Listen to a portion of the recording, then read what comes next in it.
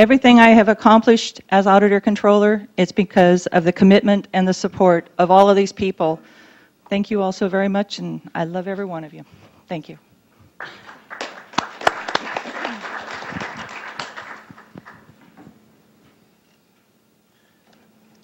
Well, we'll jump in here. Mr. Keel. Ms. Regnell, ladies and gentlemen, on a regular basis, I would call Ms. Regnell the first thing Monday morning to ask some questions about the expenditure register. And Connie, I want you to know that I always appreciated your candor, your courage, and your integrity. You've meant a lot to the county, and we appreciate it. Thank you. I'll just jump in here next then. I want to echo Supervisor Keogh's comments because that's the greatest resource we have is information, and it's impossible to do this job without accurate and timely information.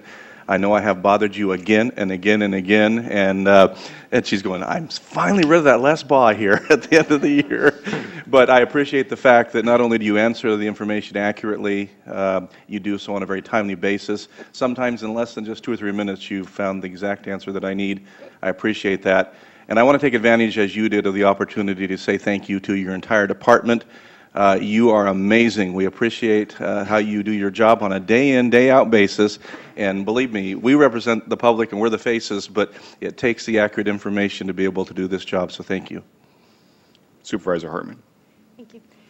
Connie, my colleagues expressed very well how helpful you've been to us as board members, and I too really appreciate that. You're always just a phone call away or just downstairs, willing to help and offer input and advice.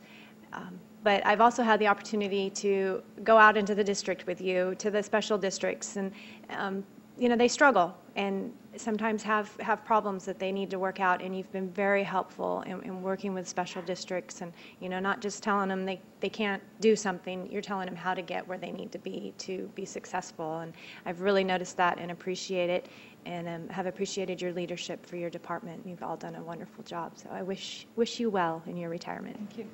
Supervisor Haas. Thank you. Yeah, you've done an awesome job. It hasn't been easy. We've had good times. I've been here 16 years, and we've had good times and we've had tough times, haven't we? We've endured all of them, and we're still going. You've got us set up for the GASB, put us a new computer system in. It's been a tough time, but very rewarding, and thank you for all your service, and thank you to the rest of your employees. I mean, without that backup, and that goes all the way through the county, doesn't it, Connie? Thank you very much. We appreciate you. Thank you. Mr. Lees. And I just wanted to publicly express my thanks for you also, Ms. Regnell.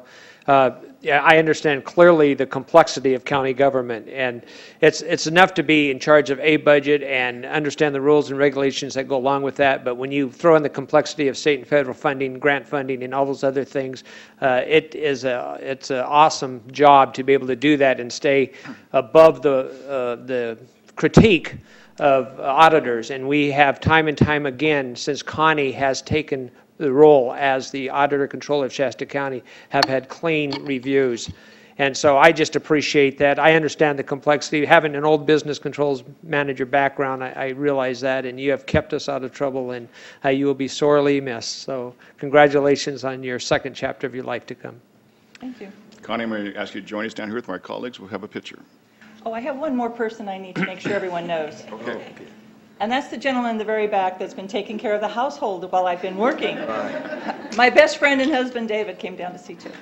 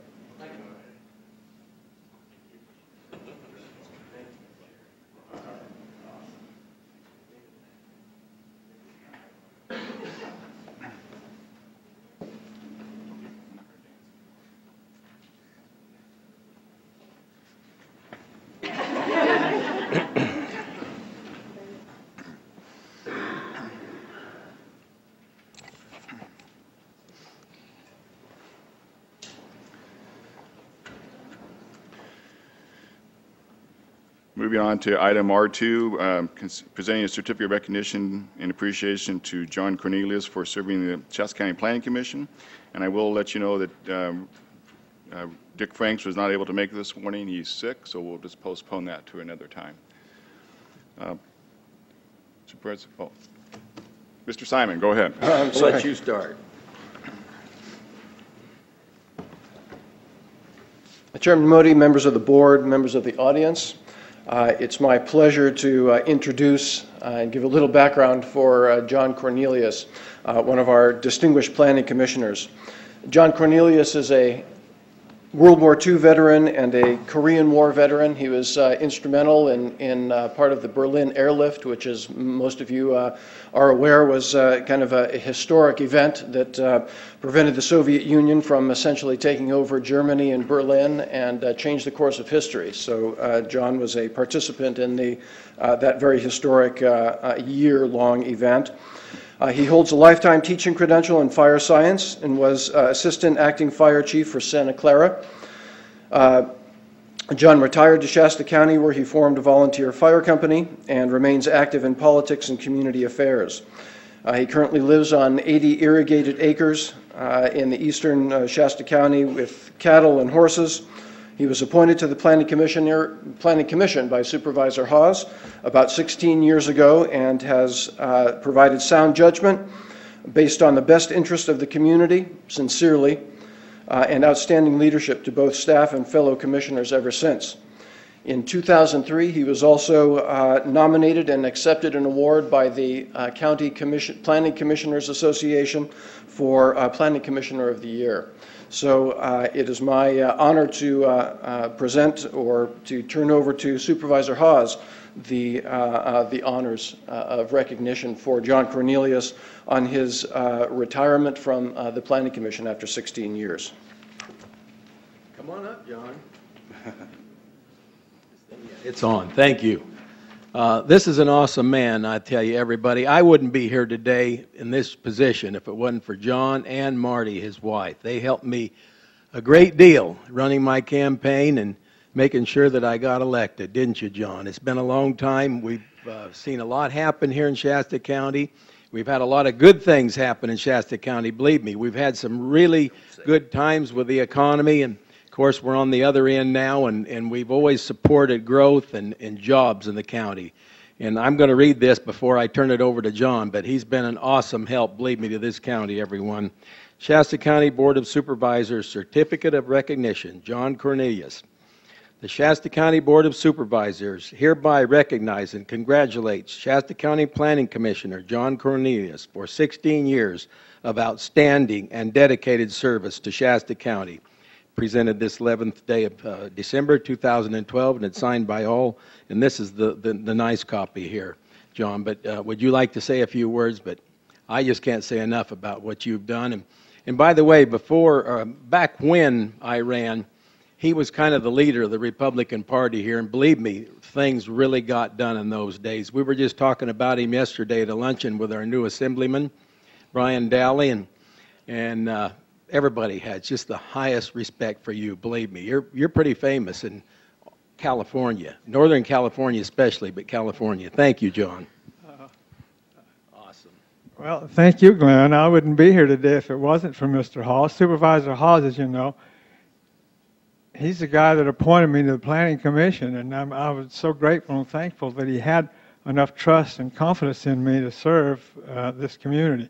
And the good thing about the whole thing is we did have a lot of hard work to do back in those days, and then without the staff, we wouldn't be where we're at today. We have an excellent staff. It's been my pleasure to work with the staff. They've made my job a lot easier.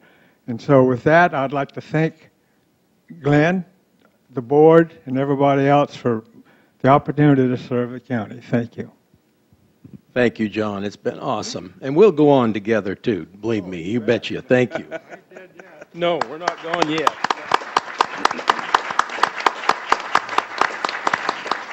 Mr. Cornelius, John, just wanted to, a couple things. One, we're going to take a picture, but we wanted to just thank you on behalf of all the board members. Thank you for your service. We certainly appreciate it. And if you just turn around, we'll all come on and take a picture with you.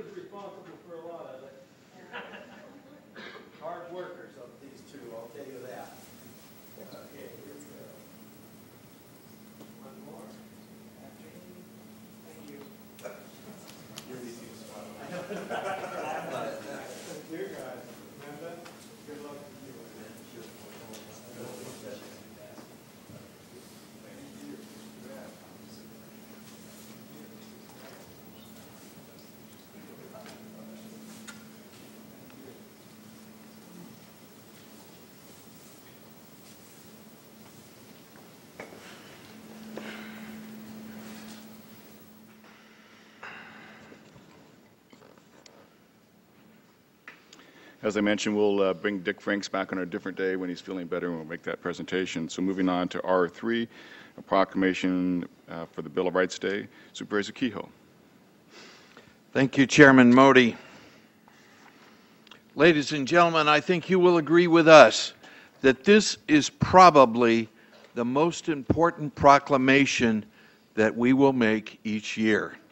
It's the Shasta County Board of Supervisors proclamation, Bill of Rights Day, December 15th, 2012. Whereas the first 10 amendments to the Constitution of the United States of America, known collectively as the Bill of Rights, was ratified on December 15th, 1791. And whereas several of the original states refused to ratify the Constitution without an express Bill of Rights, and whereas the Declaration of Independence, it is stated, "We hold these truths to be self-evident, that all men are created equal, that they are endowed by their Creator with certain unalienable rights, and among these rights are life, liberty, and the pursuit of happiness." Whereas to preserve the rights and freedoms secured by the Bill of Rights, our forefathers and hundreds of thousands of men and women serving in the police agencies, the armed forces of the United States, have sacrificed, suffered, and died. And whereas the rights and freedoms guaranteed by the Bill of Rights deserve perennial celebrations, and the sacrifices made to protect the Bill of Rights deserve eternal remembrance.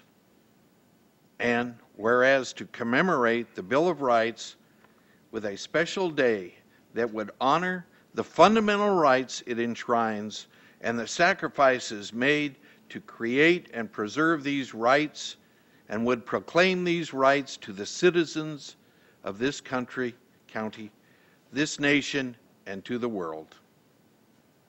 Now therefore be it resolved that the Shasta County Board of Supervisors hereby proclaims December 15th, 2012 as Bill of Rights Day in Shasta County.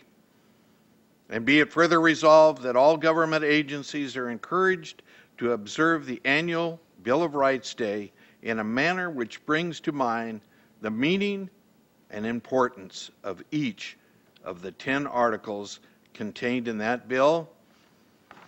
And this is signed by Chairman Leonard Modi on behalf of the Shasta County Board of Supervisors, dated December 11th, 2012.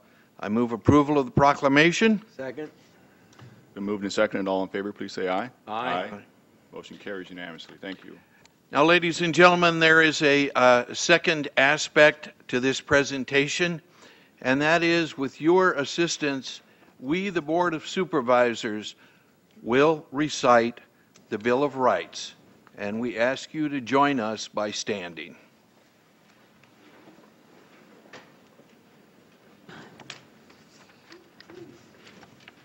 The Bill of Rights, Amendment 1. Congress shall make no law respecting an establishment of religion or prohibiting the free exercise thereof or abridging the freedom of speech or of the press or the right of the people peaceably to assemble and to petition the government for a redress of grievances. Amendment 2.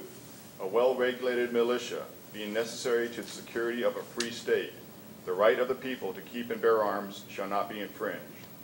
Amendment number 3, no soldier shall in time of peace be quartered in any house without the consent of the owner, nor in time of war, but in a manner to be prescribed by law. Amendment 4, the right of the people to be secure in their persons, houses, papers, and effects against unreasonable searches and seizures shall not be violated, and no warrants shall issue but upon probable cause, supported by oath or affirmation, and particularly describing the place to be searched and the persons or things to be seized. Amendment 5. No person shall be held to answer for a capital or otherwise infamous crime unless on a presentment or indictment of a grand jury, except in cases arising in the land or naval forces or in the militia, when in actual service in time of war or public danger. Nor shall any person be subject for the same offense to be twice put in jeopardy of life or limb, nor shall be compelled in any criminal case to be a witness against himself, nor deprived of life, liberty, or property without due process of law, nor shall private property be taken for public use without just compensation. Amendment 6. In all criminal prosecutions, the accused shall enjoy the right to a speedy and public trial by an impartial jury of the state and district wherein the crime shall have been committed, which district shall have been previously ascertained by law, and to be informed of the nature and cause of the accusation, to be confronted by the witnesses against him, to have compulsory process for obtaining witnesses in his favor, and to have the assistance of counsel for his defense. Amendment 7. In suits at common law, where the value in controversy shall exceed $20, the right of trial by jury shall be preserved, and no fact tried by a jury shall be otherwise re-examined in any court of the United States than according to the rules of the common law.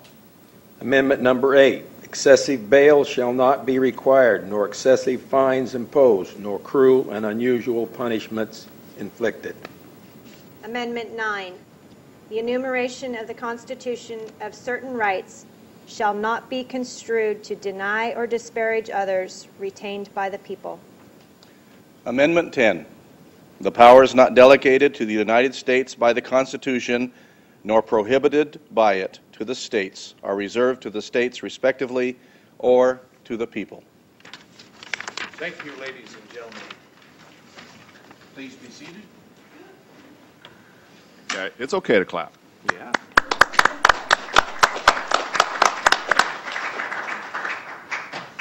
We're very fortunate in this country to have our Constitution and our Bill of Rights.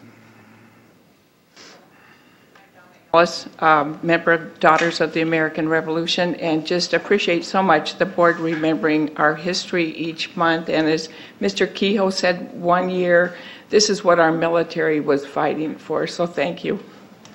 Thank you. Ms. Ellis, on behalf of the Board of Supervisors and the residents of Shasta County, it's a pleasure to present you with this.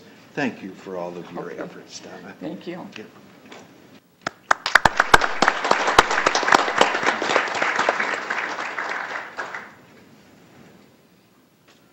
And now moving on to R4, receiver presentation recognizing successful participants in the Employee Tobacco Cessation Program.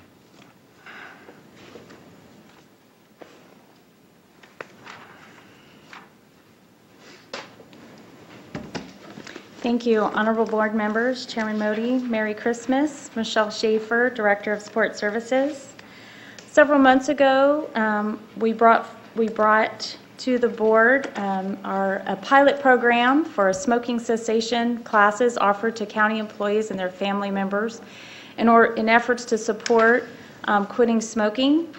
And it was a very successful program. We did it after hours, and at that time the board approved making it a permanent program and offering it twice a year. So in September, we offered the class during lunchtime, and employees worked with their supervisors to flexibly schedule their work so they could attend classes. We had five people actually complete the course. We had 13 show up to the first meeting, and we had 5 complete the course.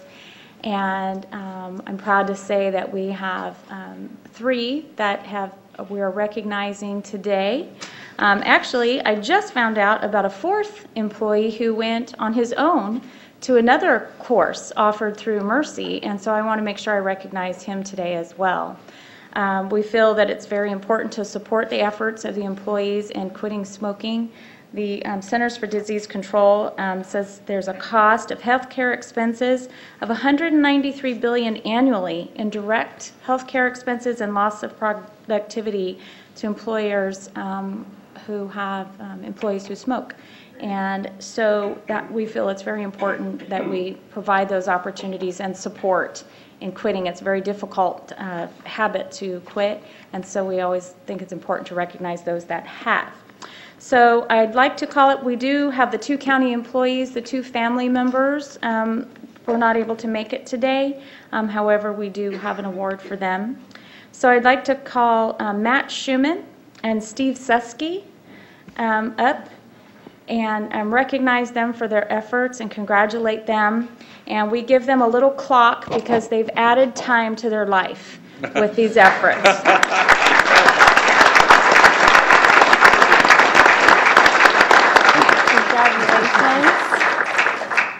Congratulations. Thank you. And I also wanted to make sure we recognize the facilitator for this class, Christy Scheibel. We want to thank her. She's in the audience today. So we want to thank her for her continued support. I know it's not just a class, it's a lifetime support for these. He wanted to make sure that her face was up here, and he said thank you really quickly. So, ask this gentleman if I could be irritated. So thank you, Christy, very much. You. And thank you, gentlemen. The 2 family members who we will be recognizing are Barbara Plottick and Susan Rasmussen, and they will receive their clocks as well. So thank you very much for allowing me to take a few minutes to recognize the success of these employees. So thank you. Congratulations.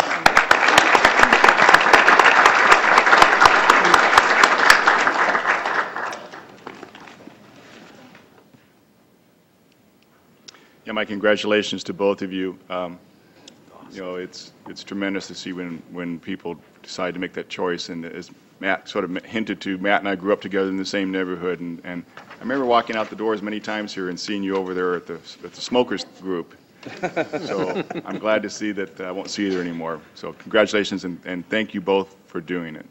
Well, that was a long time habit, wasn't it? That's awesome. It's hard. You bet. Okay. We will be moving back to our open time period. I want to thank those who want to speak for giving their patience to allow us to make these presentations. During the public comment period, we ask the speakers to come forward and give us their name if they wish. Each speaker is allocated 3 minutes to speak. Comments should be limited to the matters within the jurisdiction of the board. Pursuant to the Brown Act, action or board discussion cannot be taken on open time matters other than to receive the comments and, if deemed necessary, to refer the subject matter to the appropriate department for follow-up and or to schedule the matter on a subsequent board agenda. I have one request at this time to speak, and that would be Randall Faulkner. Good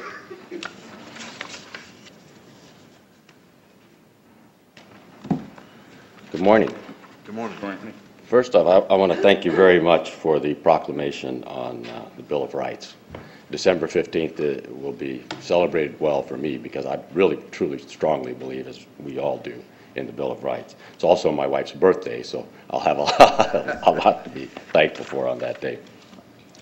At the October 23rd board meeting, there was a comment made by a board member that it was easy for members of the public, for the uninformed members of the public, to address this board. I'm here to tell you that it's not easy to address this board. It can be very intimidating, especially with the 5 of you watching us from the dais.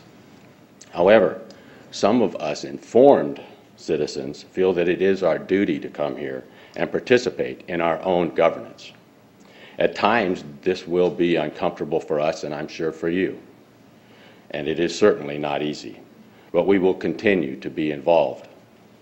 We should never forget to thank our veterans and our forefathers for their sacrifices, giving the citizens the right to be involved in our government and speak out when we feel compelled to do so. Thank you very much for your service. We pray to God to keep our military members and their families safe and confident of our love and support. I wish you a very Merry Christmas, and we'll be seeing you next year. Thank you very much. Thank you, Mr. Faulkner. Anyone else wish to speak during the open time? Seeing none, we'll move on to the consent calendar. I have requests to pull items C8, 11, 12, and 23. Oh, I guess I should read the disclaimer. The following consent items are expected to be routine and non-controversial. They may be acted upon by the board at one time without discussion. Any board member, staff member, or interested person may request an item be removed from the consent calendar for discussion and consideration. As I mentioned, so far I have C8, 11, 12, and 23. Supervisor Hartman? I'd like to move approval of the remainder of the consent calendar with one comment. All right. I want to take this opportunity for item C20 to thank Pat, he's in the back there, just to thank you, Pat, to you and your staff for all your hard work on the East Reading Bike Lane project. This is something that was started in the works back in Molly Wilson's time, and really important project for the East Reading community, the safety of the kids and those that will benefit from the safety of the bike lanes. So I just wanted to make that comment. Pat, thank you. And I'd like to second and echo Supervisor Hartman's comments. It is significant to have this achievement come forward. It's easy to have it on the consent agenda after so much work, but the bottom line is it's years and years and years of effort on behalf of Mr. Minturn and the staff and the public cooperation as well. So thank you, Mr. Minturn. A job well done. I also have a public declaration I'd like to make, and this is for the official record to be recorded in the Board of Supervisors notes, please. My wife, Susie Baugh, is a council member of the City of Anderson, and as such, it's my obligation to disclose the prior decision on item number C1, which I do intend to vote on, that my wife does receive a salary. Of course, that would be $50 per month. Possibly could receive per diem and reimbursement should she ever apply for that, and as such, and serves as a member of the Anderson City Council. I'd further disclose that neither my wife or I have any financial interest in item number C1, which is the Shasta. Thank you. Supervisor Haas. Yeah, I just wanted to mention on the bike lanes too. We have been working on that a long time, and it's coming to fruition, and that's wonderful. And we see on the news where, and it happens here in Shasta County, but recently a person was killed down in Durham and Butte County riding a bicycle. It is a dangerous thing, and it's wonderful to have a little bit more room there for them to ride on, and I think that the motorists appreciate that too, because it does give them a spot and a way to yield. So I think it is a great thing, and we'll see more of them in the future. We've got some good things coming, and thank you very much, Pat, and for all the crew, and for many, many things, but I'll talk about that a little later. Thank you. Okay, we have a motion and a second. All in favor, please say aye. Aye. Opposed? Motion carries. Moving on to item C8. Thank you, Chairman Modi. C8, ladies and gentlemen, is the appointments to Shasta Lake Fire Protection District Board of Directors in place of an election as required by law. I have asked our county council to give us some background information on the process involved here. Thank you, Supervisor Kehoe. What's before the board today is a request to appoint 2 individuals to fill these 2 positions on the Shasta Lake Fire Protection District Board of Directors. That Board of Directors is a 5-member elected body, and there were 3 positions on that board that were up for election this past November. Unfortunately, only 1 person filed a declaration of candidacy for a position on that, and the board may recall that in September, Ms. Kathy Darling Allen brought to the board to have that person, Mr. Steve Morgan, appointed to fill one of those 3 positions, which the board approved. So now there are 2 vacant positions on the Shasta Lake Fire Protection District Board of Directors, which did not have declarations of candidacy presented. And then pursuant to operation of law, when that happens, it then falls to this board to appoint individuals to those offices who are qualified on the date the election would have been held, which essentially means that they reside in the district and are registered voters in the district. As I understand it, the Shasta Lake Fire Protection District Board of Directors has made recommendations of these 2 individuals, Mr. Richard Kern and Mr. Wilson, and the clerk of the board has presented this recommendation to the board to appoint these individuals. The board is under no obligation to appoint them or accept the recommendations from the district board. It may decide to do any other process that it wants in terms of selecting these two individuals, selecting two people to fill the vacant positions. And I'm happy to answer any questions you may have. Mr. Cruz, is it right, proper, and legally permissible for us to make these appointments? Yes, it is. Thank you. For the record, we received an email from a citizen of Shasta Lake, Ms. Palmer. I would like to make that part of the record and move approval of the staff recommendation. Second. Supervisor Haas. Well, I think we're going to see more of this, especially out in the smaller districts in the future, because it costs money to get on an election. And since ERAF has hit them, the Education Revenue Augmentation Fund, and the way the state is taking money away from small districts, they need to save everywhere they can. So I think future boards are going to see more of this happen. I know you're going to see it in MacArthur coming up very soon here. So it just costs some money to get on the ballot and go through the process, and they just don't have it. So I'd like to move approval of the item, and you had comments? I'll yield to you sorry. on Go your ahead. motion. He beat you to it. they beat you to it. No, go We ahead. have a motion and a Go ahead. second. Is there any other discussion on this item? Not paying attention. Yes, please. Go ahead. I want to thank those that are willing to step up and serve and help our community by being part of the fire district. So thank you. Any other discussion? Seeing none, all in favor, please say aye. Aye. Opposed? Motion carries. Thank you. Item C11.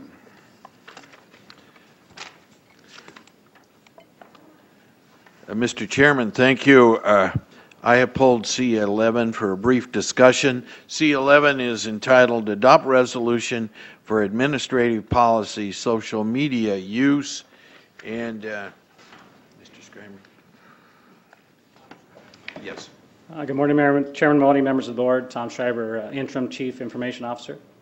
Mr. Schreiber, my questions center on Section 2 of the staff report, Department Management Requirements, specifically items 5, cost to implement, maintain, and monitor the social media, and then item 6, that would be A6, Section 2, the potential for misuse of social media either by the public or employees through the exposure or leakage of sensitive or protected information.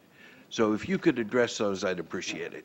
We'll start with item 5, cost to implement. That's really the cost of staff time to plan and then publish a social media site, and then depending on the social media site, actually monitor that site to make sure that there is no misuse taking place. So it's really labor to be able to do that. Okay. Potential for misuse. It could be where misinformation was posted that the public would see. Could be that if they actually accept comments, you could have questionable comments. People use it as their own sounding board on comments of that kind of nature. So that needs to be monitored, which would take the labor to do so.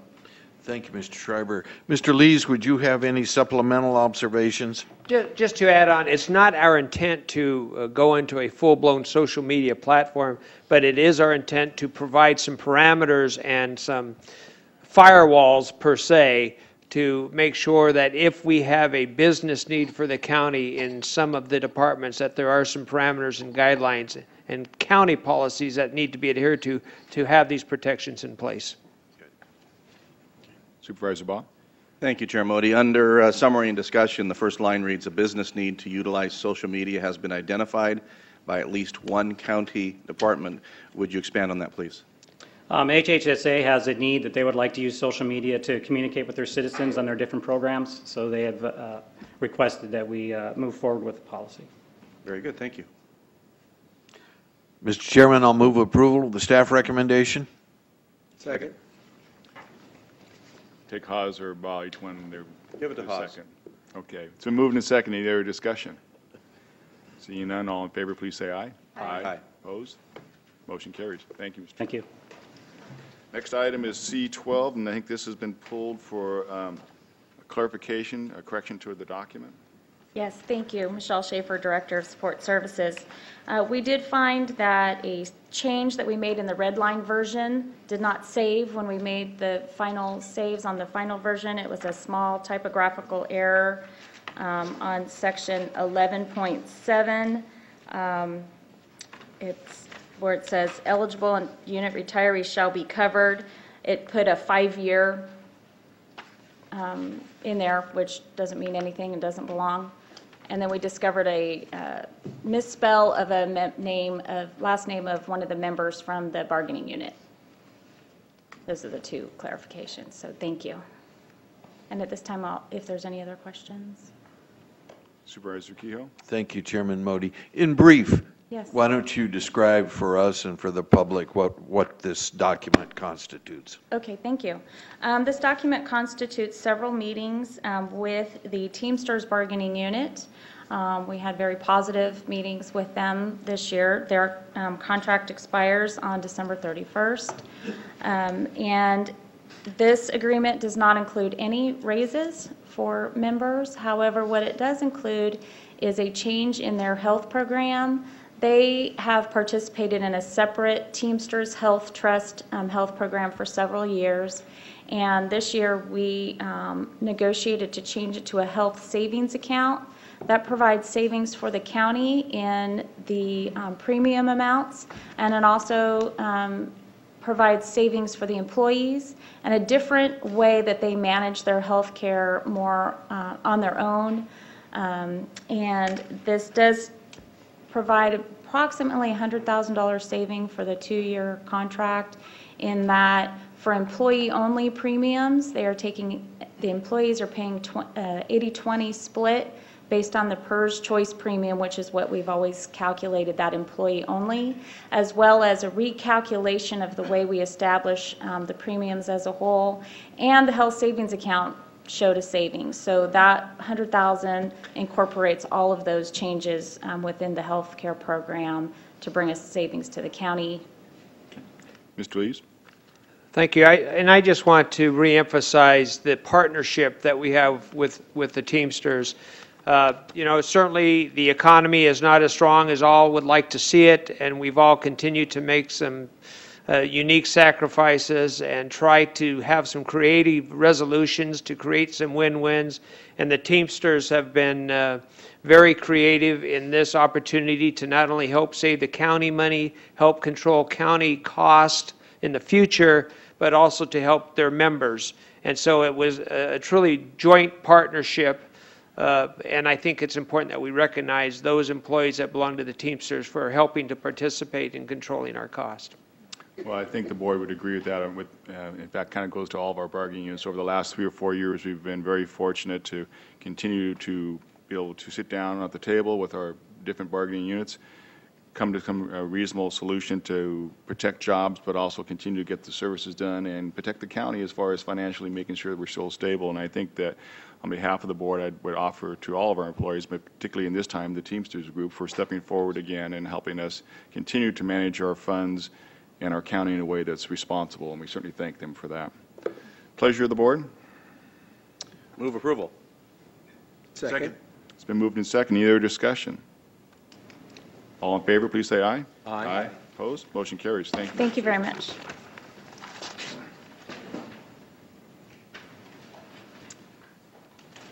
Item C23, agreement between Shasta County and ACOM for preparation of general plan update.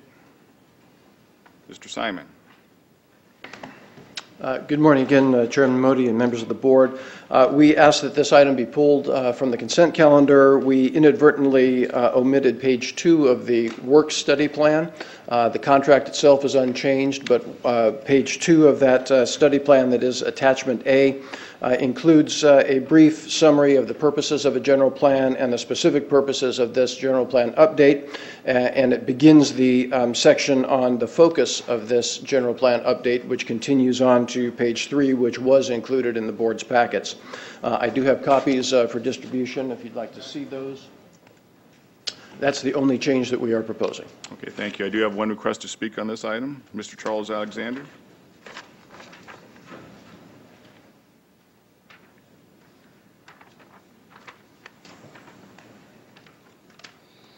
Thank you.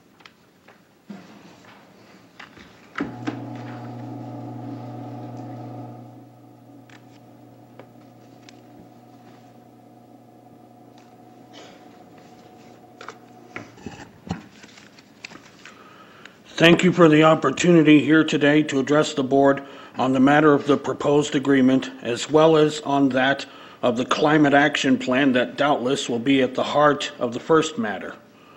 What is the whole fundamental point of the proposal? The integration of a climate action plan into the general plan as well as into the housing element. And once a climate region action plan is adopted as herein described, it legally has precedent over any contrary provision, in this case, both of the general plan and of the housing element.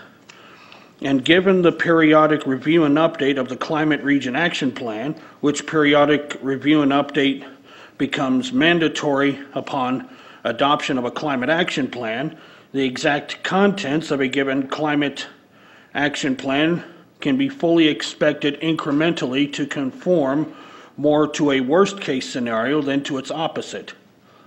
83% greenhouse gas reduction by 2050, for instance, is simply not physically possible, period. 5-year mandatory periodic review and update each period until about 2030, and that with an eye toward making mandatory measures out of voluntary, whilst deepening and proliferating both mandatory and voluntary. Thus, that which was presented in a recent August 2012 workshop can easily be morphed into something resembling the June 2011 potential measures worksheet, and that in turn can easily be morphed into something resembling Yolo County's climate action plan before being eventually and incrementally morphed into something considerably worse than that. Don't we have better things on which to spend $361,200? AB 109 related business, for instance. For example, pre-trial home electronic confinement would be a good alternative for which to spend that money. What we do not need is the danger to which we would be exposing ourselves by integration of a climate action plan into either the general plan or the housing element, or both. Just say no, thank you. Thank you, Mr. Alexander. Anybody else wish to speak? Questions from the board? Supervisor Baugh. I would appreciate it if Mr. Simon could address those comments, please. Thank you. Just briefly. Absolutely. We anticipate that the climate action plan, aspects of the climate action plan would be incorporated into the general plan. The intent would be to offer menus of options for project proponents. The idea would be to streamline the environmental process by finding that a project would be consistent with the menu of options available for reducing greenhouse gases. That is something that I don't think anticipate that word for word the regional climate action plan will be adopted as mandatory within the general plan, but the intent would be the streamline of procedures for projects that would be found to be consistent with again, with the menu of options. The general plan process is one that is subject to public review and significant amounts of public input. So the ultimate configuration of what that looks like in the general plan update will be largely up to the community. So in that regard, we have no preconceived agenda that we're trying to push through in that aspect of it. Thank you, Mr. Simon. Supervisor Haas. Well, thank you for those comments, but this is important, and we've had a lot of people think that we've never done this, and we've been doing it every 5 years, and this one's a little bigger than we've done in the past, but I think it's very important because isn't it right that when projects come through, it's easy for the people out there to sue us if we don't do this work. And that's what we're watching out for. We're just trying to take care of the business public that wants to do something here and get it done in a timely manner. So I think it's very important. There are definitely legal ramifications to having an outdated general plan, and that's certainly something that the board has been very cognizant of. And over the last 20 or so years since the 1984 adoption of the current general plan, the board has been very diligent about updates on about a five-year increment. And so there are a number of issues that require updating in the general plan. The climate action plan is but one of those. I think I want to just follow up that last part. Is these are requirements that we have to face at one point or another. Correct. Yeah, we can't just ignore them. Okay. Any other discussion? Mr. Supervisor Baugh? I think the important part to remember is that it's important that Shasta County, its local representation and the community remain in charge of our own destiny when it comes to updating the plan. And that's why we would enact this as opposed to asking perhaps the state of California to make decisions for us. So I thank you. With that, I'll move approval. Second. Been moved and seconded. All in favor, please say aye. Aye. Opposed? Motion carries. Thank you, Mr. Simon. We're now going to take a 5-minute break.